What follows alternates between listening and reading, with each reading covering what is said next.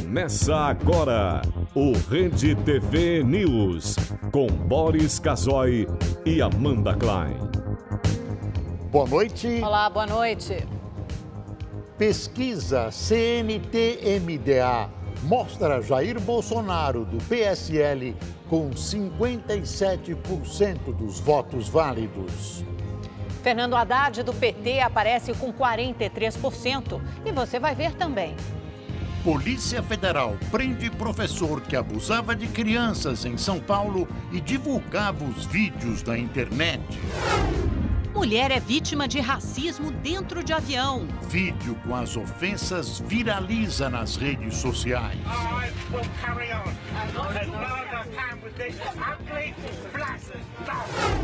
Caravana de imigrantes que partiu de Honduras em direção aqui aos Estados Unidos avança e já conta com cerca de 7.000 integrantes. Imagens de câmeras de segurança mostram um suspeito que deixa o consulado em Istambul vestindo as roupas do jornalista saudita morto. As principais notícias do Brasil e do mundo, agora no Rede TV News.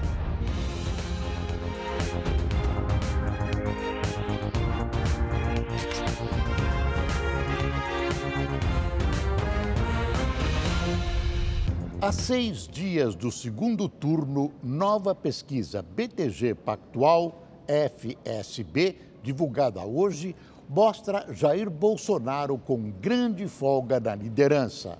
O candidato do PSL aparece com 60% dos votos válidos. Fernando Haddad, do PT, tem 40%. O cálculo exclui brancos, nulos e indecisos. A margem de erro do levantamento é de 2 pontos percentuais para mais ou para menos. O Instituto também avaliou a rejeição dos presidenciáveis. Haddad aparece com 52%, enquanto Bolsonaro tem 38%.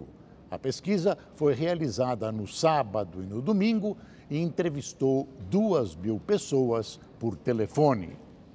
Uma outra pesquisa CNT-MDA, também divulgada hoje, mostra um cenário parecido. Bolsonaro tem 57% dos votos válidos e Haddad aparece com 43%. A margem de erro dessa pesquisa é de 2,2 pontos percentuais para mais ou para menos. No critério de rejeição, Haddad está na frente, com 51,4%. Já Bolsonaro aparece com 42,7%. A pesquisa ouviu 2.002 eleitores entre sábado e domingo. Tudo indica com clareza meridiana, a não ser que haja um milagre, que Bolsonaro será eleito presidente da República por larga margem de votos.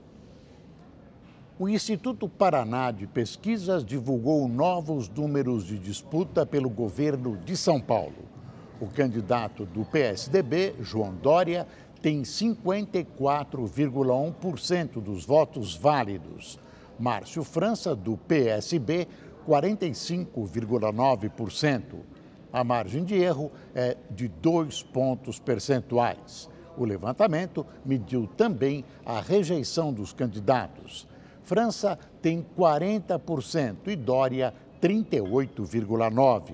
A pesquisa foi feita entre os dias 18 e 21 de outubro, com 2.010 entrevistados.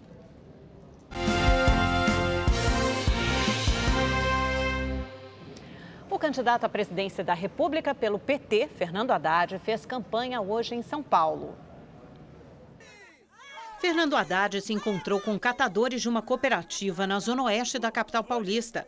O candidato recebeu o apoio do Movimento Nacional dos Catadores e prometeu investimentos para acabar com os lixões, se for eleito. Nós entendemos que essa política, se somar a tecnologia com a disposição dessa força de trabalho para reciclagem, nós vamos poder acabar com os lixões no Brasil, que ainda são um problema muito grande no Brasil. O candidato do PSL, Jair Bolsonaro, não teve agenda pública hoje. Nas redes sociais, falou sobre a insegurança no país. No Twitter, o candidato afirmou que a violência já passou da linha do absurdo há muito tempo. e diz que só transformando a cultura de defesa de direitos humanos é que o país vai passar pelo desenvolvimento social e econômico. Também hoje, Bolsonaro recebeu a visita do ministro do Tribunal Superior do Trabalho, Ives Gandra Filho. O encontro durou cerca de 1 hora. E hoje, faltando poucos dias para o pleito, que é domingo, Marina Silva, com duras críticas ao PT, resolveu apoiar o candidato petista Fernando Haddad. Mas o apoio, disse ela, é crítico, ou seja, apoio pero no mucho. O presidente do Supremo Tribunal Federal, o ministro Dias Toffoli, afirmou hoje em nota que a Corte é essencial ao Estado democrático de direito e que não há democracia sem um poder judiciário independente e autônomo. Disse ainda que qualquer ataque a esse poder é também um ataque à democracia. O posicionamento do magistrado é uma resposta ao deputado federal reeleito Eduardo Bolsonaro, do PSL, filho de Jair Bolsonaro. Em um vídeo de 4 meses atrás, o parlamentar fala que o STF poderia ser fechado caso houvesse alguma tentativa de impugnação da candidatura do pai dele. Na gravação, Eduardo diz que para fechar o Supremo bastava um cabo e um soldado. Ontem, o deputado se desculpou pela afirmação. Já hoje, o candidato Jair Bolsonaro disse que advertiu o filho pelas declarações. O vídeo provocou duras reações de outros ministros, além do presidente do Supremo.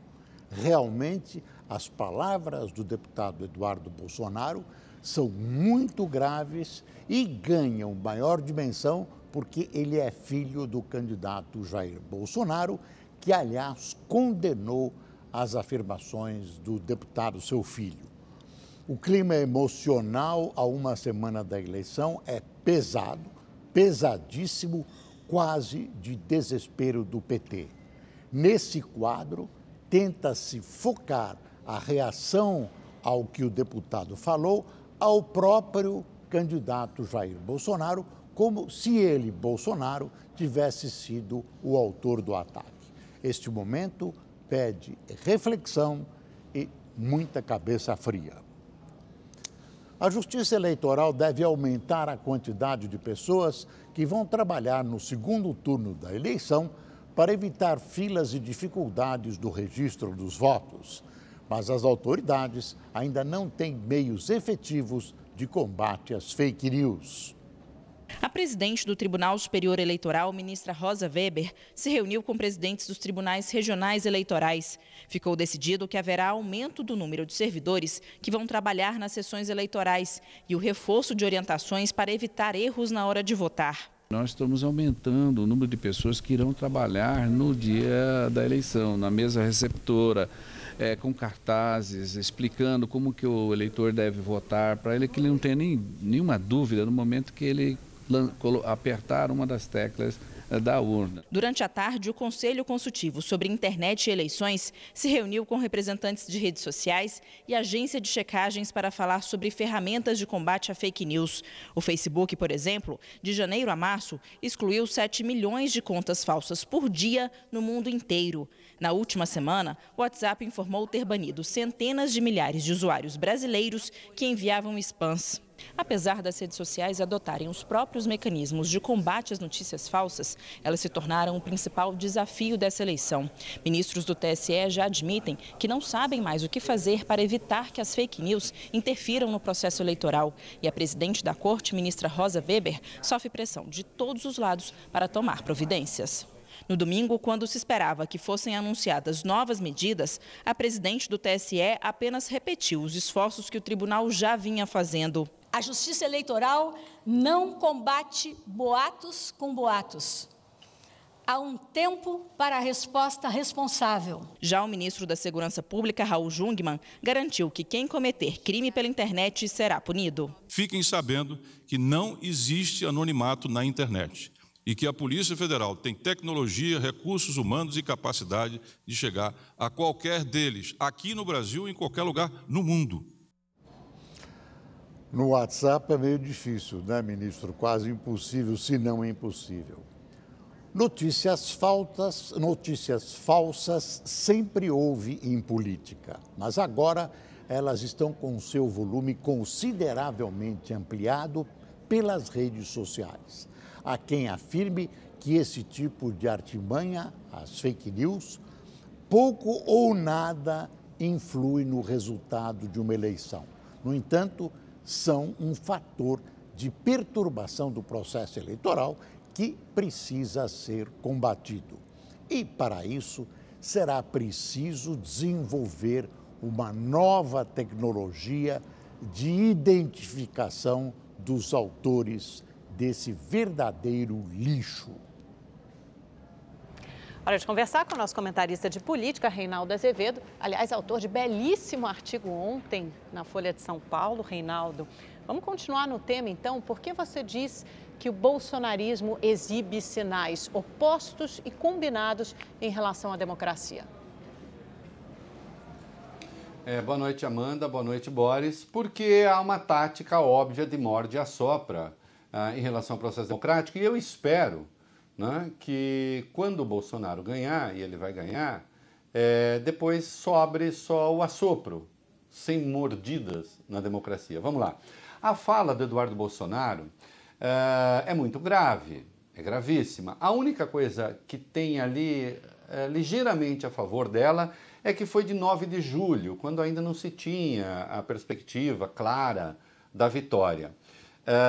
Não foi retirada do contexto. A fala é muito grave. Ele está dizendo que a qualquer tempo, para fechar o Supremo, bastam um soldado e um cabo. Isso está dito ali, né? Mas ele pergunta, se você tira a caneta do ministro do Supremo, se você prender o ministro do Supremo, quem é que vai sair à rua pedir para soltar o ministro do Supremo? Então é claro que há uma coisa muito grave. Ele está falando da possibilidade de fechar o Congresso, mas é preciso que se atente para a fala inteira.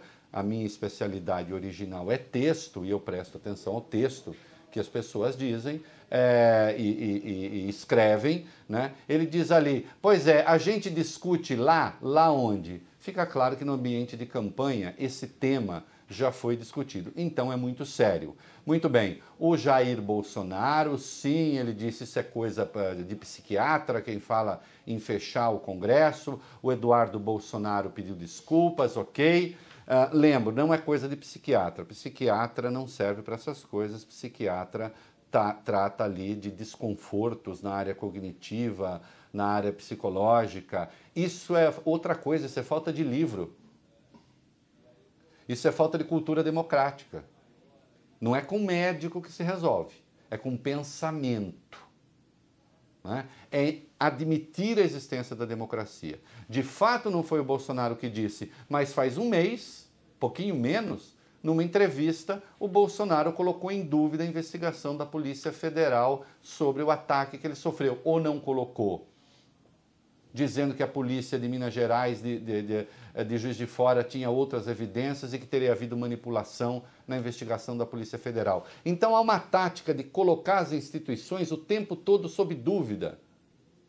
Não se colocam as urnas eletrônicas. Você quer um resultado mais fantástico para o Bolsonaro do que esse colhido nas eleições agora? E mesmo assim as urnas eletrônicas são colocadas permanentemente sob dúvida? Então é preciso tomar cuidado com isso. Lembro que ainda ontem, Magno Malta, né, um aliado de primeira hora de Bolsonaro, que estava na sala de cirurgia quase, quando ele sofreu o ataque, o Magno Malta disse que ministros do Supremo têm bandidos de estimação e que o Bolsonaro vai assumir e vai lhes conferir mandato de 8 anos. Curioso, essa proposta de mandato de 8 anos estava na proposta do Fernando Haddad. Ele retirou. Segundo Magno Malta, isso é uma proposta do Bolsonaro. Acontece que o Bolsonaro não cuida disso. Né? Então, há sim um esforço ali de desprestigiar o processo democrático. A fala do Jair Bolsonaro, mandado para a Paulista, nós vamos fazer uma faxina, referindo-se à oposição. Oposição não é lixo. Não se fala em faxina. A palavra faxina em política é muito ruim. Remete ao fascismo. E não, no meu artigo da Folha de página inteira eu digo, não, ele não é fascista. Mas eu pontuo ali a perspectiva autoritária. Ao mesmo tempo, o Bolsonaro faz a coisa certa, preste atenção, faz a coisa certa e diz, não, a presidência da Câmara não será do PSL. Curioso que eu disse aqui que não deveria ser, que era um erro o PSL querer a presidência da Câmara, e os bolsonaristas me atacaram. Agora é o próprio capitão que está falando. Vai ver, o capitão achou que eu falei uma coisa certa? Porque é evidente que ele não pode ter o controle de tudo, que isso não é bom nem para ele. E, finalmente, o Bolsonaro, referindo-se ao filho, disse que deu uma bronca no garoto. Uma pessoa de 34 anos não é um garoto. Uma pessoa de 34 anos é um adulto, é um homem e tem de falar como adulto e como homem. Não é isso? Aliás, é o que prega São Paulo na Bíblia. Boa noite. Reinaldo, boa noite e até amanhã. O domingo foi de manifestações em apoio ao candidato do PSL à presidência, Jair Bolsonaro, em pelo menos 24 capitais. Em São Paulo, manifestantes se reuniram na Avenida Paulista. Com bandeiras do Brasil e de Bolsonaro, fizeram críticas ao Partido dos Trabalhadores e inflaram um boneco do ex-presidente Lula vestido de presidiário. O público ainda estendeu uma faixa em defesa do voto impresso. A Polícia Militar não divulgou quantas pessoas participaram do ato. No Rio de Janeiro, a concentração foi na praia de Copacabana. De verde e amarelo, os manifestantes carregavam bandeiras do Brasil e faixas em favor de Bolsonaro. Em Belo Horizonte, a manifestação aconteceu na Praça da Liberdade, no centro da capital mineira. Depois, os apoiadores do capitão da reserva seguiram em caminhada pelas ruas da região. No Espírito Santo, manifestantes atravessaram a ponte que liga Vila Velha à Vitória. A passeata seguiu até a Praça do Papa, na capital capixaba. Segundo os organizadores, 110 mil pessoas participaram do ato. A Polícia Militar diz que foram 40 mil. No Recife, o ato aconteceu na Avenida Boa Viagem, na zona sul da cidade. Um carro de som acompanhou a manifestação. Segundo os organizadores, o evento reuniu mais de 100 mil pessoas.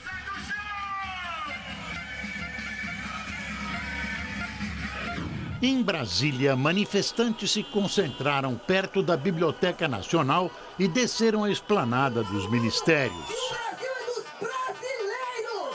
Apoiadores também se reuniram no gramado do Congresso Nacional. Também no fim de semana, 15 estados registraram atos favoráveis ao candidato do PT à presidência, Fernando Haddad. O Brasil criou 137.336 vagas de trabalho com carteira assinada em setembro. O número é o melhor resultado para o mês em 5 anos e representa um crescimento de 0,36% em relação a setembro, o mesmo mês do ano passado. Os dados são do Cadastro Geral de Empregados e Desempregados do Ministério do Trabalho. Ainda segundo o CAGED, de janeiro até setembro deste ano, ou seja, no acumulado, foram criados mais de 719 mil postos de trabalho formais em todo o Brasil. Outro fato positivo é a queda na inadimplência em setembro pelo terceiro mês consecutivo. Apesar dos pesares, em doses homeopáticas, o país vem crescendo, ainda que de maneira insuficiente. E isso se deve à política econômica séria do governo Temer, que recebeu uma tremenda herança maldita dos governos do PT. Novas imagens do caso do jornalista assassinado no consulado da Arábia Saudita, na Turquia, mostram que agentes sauditas tentaram encobrir o crime. Os detalhes com Peterson Isidoro, do Rede TV News. O homem que aparece na imagem divulgada nesta segunda-feira pela rede de TV americana CNN foi identificado pelas autoridades turcas como um funcionário do governo saudita. Ele chegou ao país no dia que Jamal Khashoggi foi morto.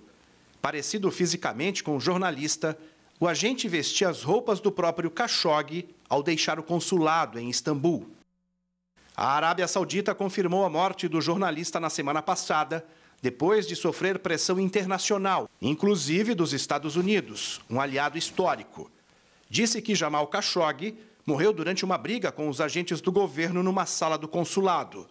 O presidente da Turquia, Recep Tayyip Erdogan, se pronunciou nesta segunda-feira sobre o crime. Eu tive uma conversa com o rei saudita e ontem o presidente dos Estados Unidos me ligou. Donald Trump também falou com o rei. Estamos avaliando os acontecimentos. Os detalhes do assassinato de Khashoggi devem ser revelados em um discurso que Erdogan fará no parlamento na terça-feira. O jornalista era um crítico do governo saudita. A mídia turca tem publicado que agentes sauditas foram mandados para Istambul para matar Khashoggi no consulado, depois que ele entrou no prédio em 2 de outubro.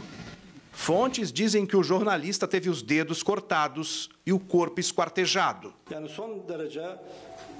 Estamos diante de uma situação que foi brutalmente planejada e foram feitos esforços para encobri-la.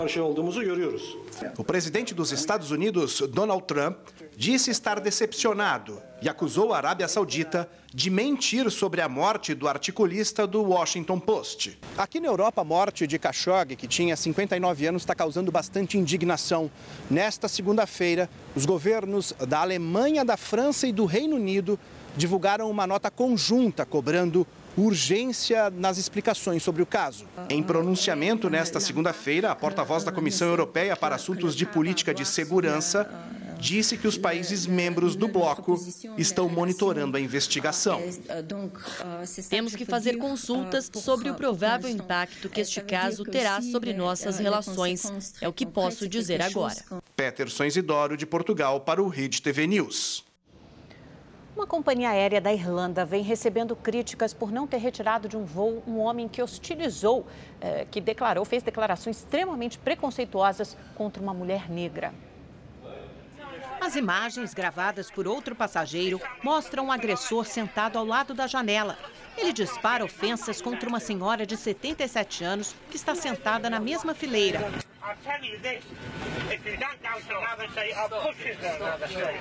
Quando um passageiro intervém e pede para ele parar, o senhor responde com agressividade.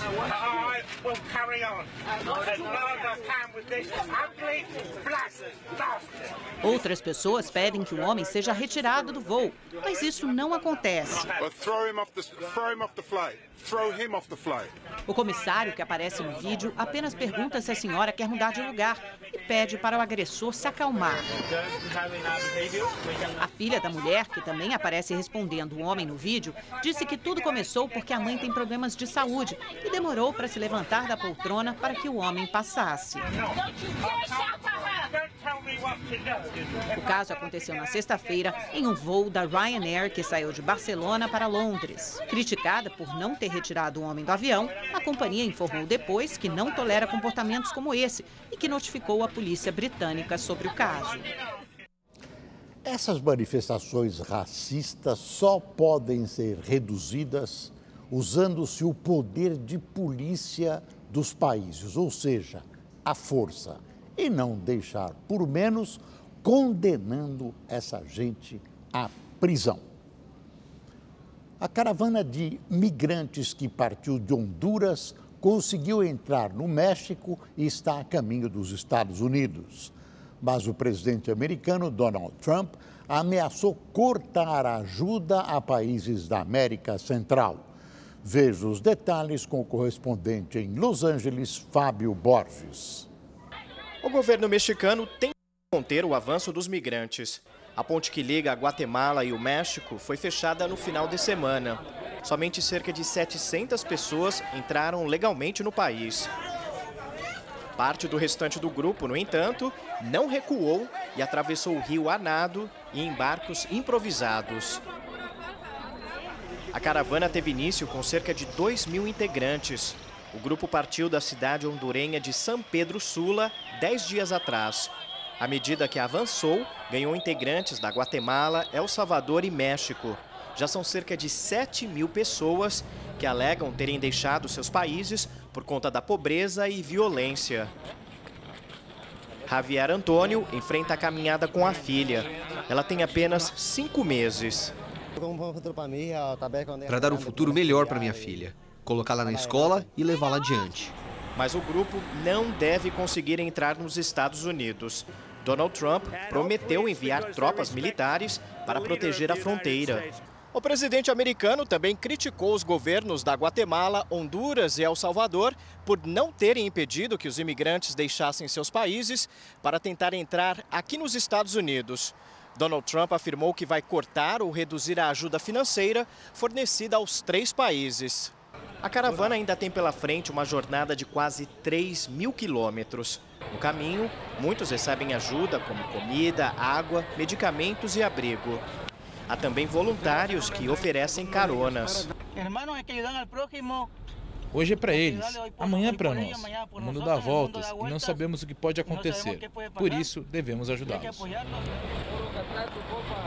Fábio Borges, de Los Angeles, para o Rede TV News. Queiram ou não os países mais ricos, essas invasões vão continuar. Não há solução à vista, mas existem limites para o uso da força para coibir esses movimentos. A única possibilidade de controlar esse tipo de coisa, essas migrações a médio e longo prazo, é incentivar, ajudar o desenvolvimento econômico desses países. Exatamente o contrário do que Trump está fazendo. Começou hoje na Flórida, nos Estados Unidos, a votação antecipada para a escolha de um novo governador, de outros cargos estaduais e também de membros do Congresso americano. Parte dos eleitores do Texas também já pode votar. As eleições americanas vão até 4 de novembro na maioria do país. Mais de 30 dos 67 condados da Flórida, como Miami e Palm Beach, iniciaram a eleição antecipada. Está em jogo a manutenção da maioria republicana, partido do presidente Donald Trump no Congresso.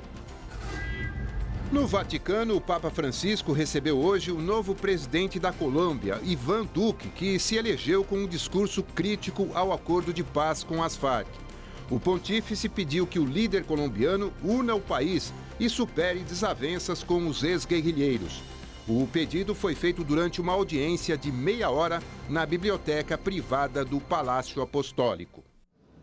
Uma mulher foi morta a tiros pelo companheiro na manhã de hoje, na zona leste de São Paulo. O homem se matou em seguida. O repórter Ed Polo tem mais informações sobre o caso. Boa noite, Ed. Boa noite, Boris. Boa noite, Amanda. Boa noite a todos. A polícia não tem dúvidas de que o crime foi premeditado. Os investigadores chegaram a essa conclusão depois de analisar a dinâmica do caso, como ele aconteceu. Wagner Silva seguiu a mulher, Lilian Franco, até a escola onde estuda os filhos dela. Assim que a mãe entregou as crianças aos funcionários, ele a abordou com uma arma, na frente de todo mundo que estava ali assistindo esta, bizarrice.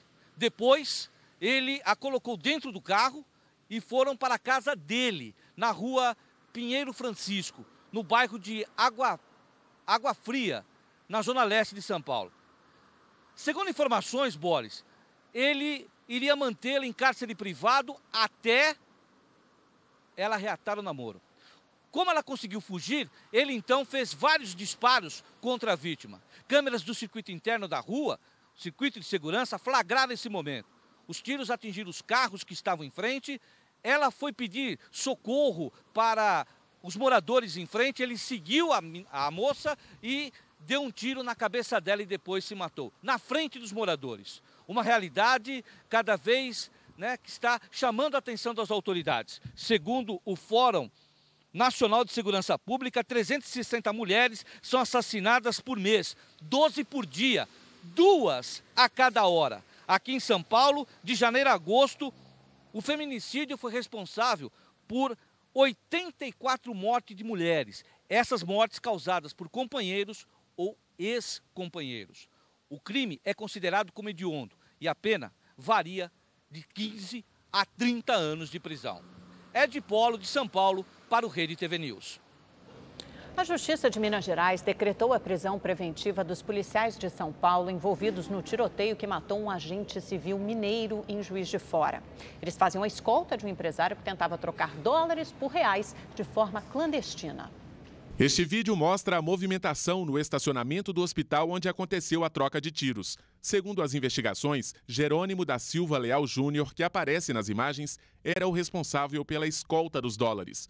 Ele teria sido contratado por um empresário paulista para fazer a transação ilegal. 9 policiais civis, também de São Paulo, davam cobertura. O tiroteio começou quando eles descobriram que parte das notas em reais, cerca de 15 milhões, eram falsas. O policial civil mineiro Rodrigo Francisco, de 39 anos, morreu na hora. Os 4 policiais paulistas que tiveram a prisão preventiva decretada foram indiciados por lavagem de dinheiro e podem responder também pela morte do policial mineiro. Os outros foram ouvidos e liberados, mas ainda são investigados.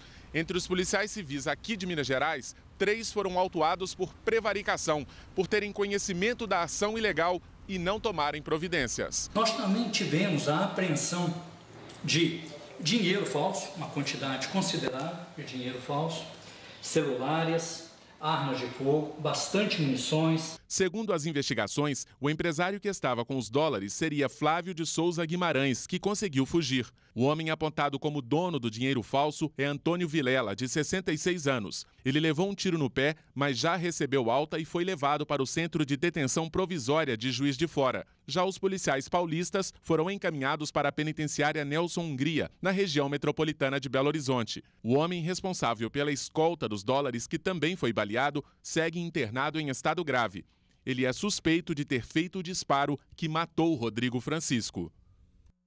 Desarmar o tráfico de drogas é um dos principais desafios da Polícia do Rio de Janeiro. O problema é que os armamentos usados pelas quadrilhas são superiores aos das forças de segurança. Armas circulando em uma festa como se fossem brinquedos. O baile funk aconteceu na favela da Rocinha, na zona sul do Rio de Janeiro. Traficantes ostentam fuzis em plena luz do dia. A cena é comum, explica o delegado da Desarme, delegacia criada há cerca de 1 ano e meio para combater a entrada de armas no Rio. De acordo com ele, a presença do fuzil em um centro urbano é um dos principais problemas da segurança pública. A Polícia Civil ela realiza o rastreamento dessas armas em parceria com o Exército Brasileiro, com a Polícia Federal, com outras polícias e também com organismos internacionais. E o objetivo realmente é esse, fazer o caminho da arma, tentar descobrir como que essa arma saiu de uma fábrica de outro país e acabou chegando nas mãos de um criminoso aqui no Rio de Janeiro. No fim de semana, por pouco, um policial civil não perdeu a vida quando estacionava em um condomínio na Zona Norte. A arma era um fuzil AK-47 de fabricação russa, que nem mesmo o Exército Brasileiro tem acesso. Criminosos atiraram várias vezes contra a caminhonete em que ele estava. O veículo só resistiu porque é blindado. O policial teve ferimentos leves. Só este ano, a Polícia Civil apreendeu quase 7.000 armas de fogo. 400 delas foram interceptadas pela Desarme. A maioria de fabricação estrangeira e de uso restrito das Forças Armadas. São fuzis e pistolas com alto poder de destruição. No mês passado, a polícia apreendeu uma metralhadora Browning .50, a maior arma já encontrada no estado. Usada em guerras, ela é de uso exclusivo do Exército Americano e ultrapassa qualquer blindagem. Seria negociada por R$200 mil. Para este instrutor de armamento e tiro, a preocupação é que, além da grande quantidade de armas em poder dos criminosos, os equipamentos são mais potentes do que os usados pela polícia. São armamentos que são projetados, desenvolvidos para conflitos de guerra. Temos calibres de altíssimo desempenho, altíssima energia e velocidade e que, para que seja combatido, necessita que exista, por parte da polícia, equipamento similar, né? A gente tem hoje o equipamento da polícia muito defasado. Os fuzis da polícia hoje têm, como eu disse, 30 anos de uso. Na maior parte deles são doações do Exército Brasileiro. que na maior demonstração de boa vontade faz a doação desse equipamento, mas que infelizmente a criminalidade que não depende disso compra o que tem de melhor no mercado.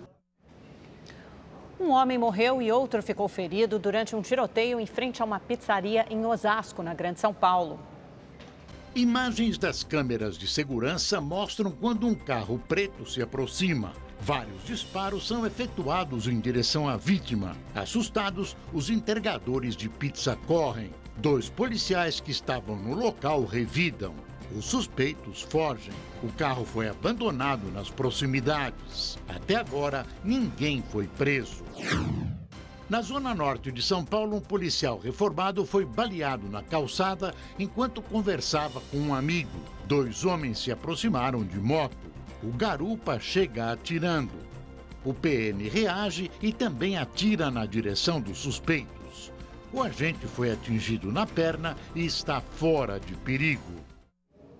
Um ato de vandalismo acabou destruindo um patrimônio histórico de São João del Rei, no interior de Minas Gerais. Um rapaz quebrou parte de um dos anjos que fica na fachada da igreja Nossa Senhora do Carmo, construída no século XVIII e tombada pelo Instituto do Patrimônio Histórico Artístico. Na madrugada de ontem, o estudante tentou escalar o monumento, a peça não suportou seu peso e cedeu. O jovem caiu de uma altura de 5 metros e teve várias fraturas. Ele deve responder por vandalismo.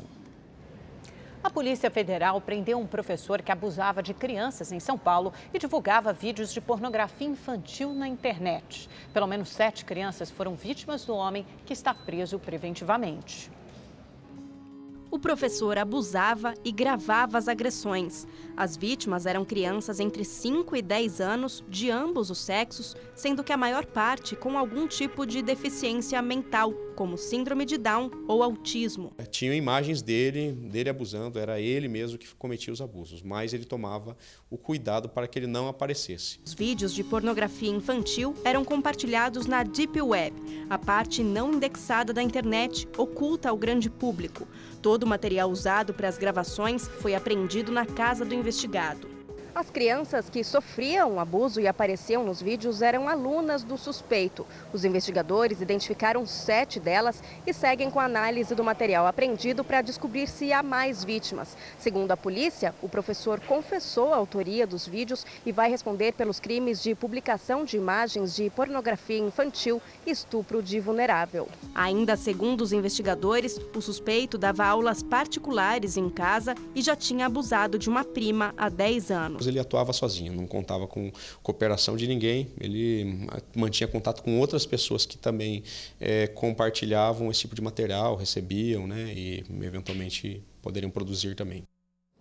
A polícia e o Ministério Público estão fechando o cerco contra quadrilhas especializadas no roubo de obras sacras. Em Minas Gerais, um verdadeiro tesouro que estava desaparecido vai voltar às suas origens e encantar fiéis e turistas. Enrolada em um plástico bolha e com uma única pista, Igreja de Oliveira, Minas Gerais. Foi assim que a peça sacra do século XVIII foi deixada na portaria do Instituto do Patrimônio Histórico e Artístico Nacional em São Paulo. A equipe olhou a imagem e disse, não, realmente teve um roubo grande em Oliveira, então é de lá. Alguém é arrependido que está devolvendo. Uma imagem pequena, mas com um imenso significado. Com 15,5 centímetros, a reprodução é de Santo Onofre e estava na lista de bens artísticos desaparecidos do acervo histórico de Minas Gerais. A imagem pertence ao Museu Diocesano de Oliveira, no interior do estado, que há 24 anos teve quase 40 peças sacras roubadas. Ela está com um bom estado de conservação, ela não tem cupim, ela está higienizada, ela está limpa. Há 38 anos, essa imagem de Nossa Senhora do Rosário foi roubada aqui da Igreja de Prados, no interior de Minas Gerais. A peça sacra, que estava sendo leiloada no Rio de Janeiro pela internet, foi reconhecida por um pesquisador e localizada pela Polícia Federal, para finalmente ser devolvida para o altar da igreja. Além de ser uma imagem de grande valor histórico e artístico, em primeiro lugar, um objeto de devoção. Entalhada em madeira policromada, medindo cerca de 1,20 m, a santa tem detalhes minuciosos. Ela foi furtada com outras 2 imagens em setembro de 1980. As investigações apontaram que o crime teria sido feito sob encomenda. O seu Roseni era o zelador da igreja na época e se emociona ao lembrar quando fez o reconhecimento da imagem. Ela foi uma emoção tremenda, eu corri, abracei e beijei, né? Minha protetora eterna. Muito obrigado, minha santa. As reproduções de São Benedito e de Santa Efigênia continuam desaparecidas e foram substituídas por réplicas em gesso. Se tiverem alguma coisa que desconfiem que seja de algum museu, de alguma igreja, devolvam. A população possa usufruir daquela devoção, né?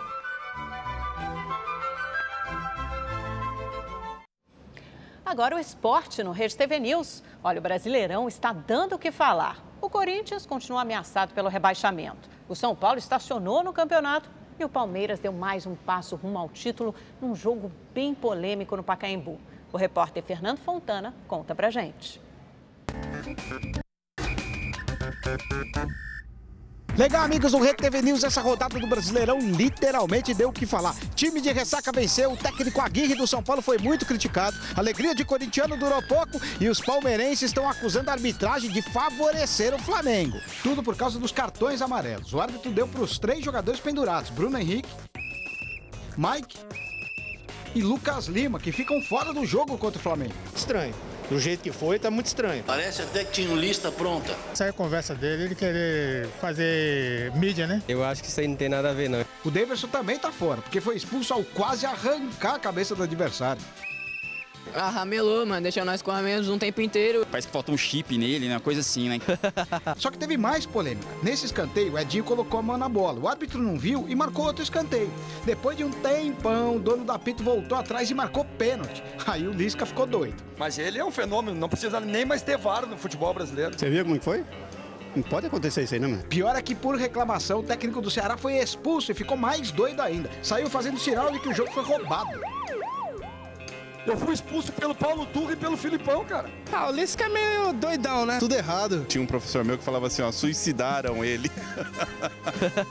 Já o Flamengo não quer saber de toda essa polêmica, foi lá, goleou o Paraná por 4-0, tá na cola do Palmeiras na briga pelo título.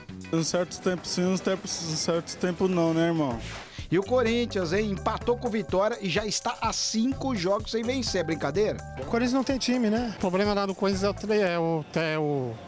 é tudo. Aí fica osso. É André Sanches. Pior é que o time chegou a fazer 2-1. Nos acréscimos, o Roger acabou com a zica e balançou as redes. Agora vai, né? Ele faz um gol, toma 5 cartão, aí faz um gol, toma 5 cartão, ele é desse atacante batedor, né? O problema é que mais ou menos 1 minuto depois o Vitória empatou, cara. Que coisa. Meu pai tinha gritado, aí depois o Vitória empatou. Deu até tristeza na hora. Mas você não tem noção da vergonha que nós passou. No São Paulo, a torcida cobrou bastante do técnico Aguirre por não ter colocado o Nenê de titular no empate contra o Atlético Paranaense. Ah, porque o Nenê acho que é um jogador excessivo, né, mano, pro São Paulo. E xingou mais ainda o técnico quando ele tirou o Diego Souza para colocar o Nenê no campo. O Aguirre tá perdidão. Precisa se encontrar um pouco, né? O Cruzeiro, campeão da Copa do Brasil, não se acomodou e derrotou a Chapecoense por 3-0. Aconteceu hoje em São Paulo o encontro do que existe de melhor no Brasil quando se fala de marketing. Um lugar para a troca de informações, ideias e conteúdo para o mercado de comunicação. Um evento da Associação de Marketing Promocional que teve o apoio da Rede TV. O encontro reuniu importantes nomes do mercado de live marketing, um ramo segmentado da comunicação antes conhecido como marketing promocional e que movimenta cerca de 45 bilhões de reais por ano no Brasil. É um evento no qual a gente traz pessoas inspiradoras, de atividades inspiradoras, para que isso, de alguma forma, ajude o nosso mercado a ser ainda mais criativo do que já é. Ninguém mais quer ser um consumidor ou mesmo um cidadão passivo. Todo mundo quer participar, todo mundo quer ter experiência. O que a gente faz é gerar experiência. Esse mercado vem crescendo a cada ano e esta já é a segunda edição da Ampro Live Festival, promovida pela Associação de Marketing Promocional. O objetivo é atrair profissionais de agências do marketing e também o público universitário. O evento contou com a parceria da Rede TV e teve como uma das apresentadoras a jornalista Gabriela de França. Então, vamos à primeira categoria a ser premiada na noite de hoje. 14 categorias profissionais foram premiadas. Entre elas, melhor profissional de planejamento, melhor profissional de criação e melhor profissional de produção. O Ampro, ele é a chancela do nosso mercado, não é só a chancela para os profissionais, mas também dos eventos. Todos os eventos que ganharam relevância aqui no Ampro, depois foram para o Mundial, para uma competição super importante que é o Globes Awards. Quem sabe a gente não fatura essa para ir para Nova York lá no final do ano. E se você quer rever esta ou outra reportagem do Rede TV News, inscreva-se agora no canal da Rede TV no YouTube. Lá você pode assistir na íntegra todos os nossos programas. Acesse agora o youtube.com/redetv. O furacão Willa atingiu hoje a categoria 5, a mais forte. Isso quer dizer que os ventos superaram os 250 km por hora. A tempestade se formou no Pacífico Norte e deve atingir amanhã o México. Algumas cidades do oeste mexicano já se preparam para a chegada do fenômeno. Os moradores foram alertados e algumas escolas já estão fechadas. E agora uma notícia nua e crua. Na Inglaterra, o deputado Michael Fabricant, de 68 anos, divulgou um vídeo nas redes sociais pedalando sua bicicleta nu, apenas de tênis, óculos escuros e gravata. A ideia do parlamentar é promover a criação do Dia Mundial do Passeio Nu de Bicicleta. A data serviria para arrecadar fundos para a organização não-governamental que ajuda pacientes com doenças incuráveis. A direção da ONG disse estar extremamente grata com o envolvimento do deputado. Perdeu algum momento do Rede TV News ou então quer assistir novamente? Basta se inscrever no canal da Rede TV no YouTube, sua emissora favorita no mundo digital. Uma ótima noite para você. Boa noite e até amanhã.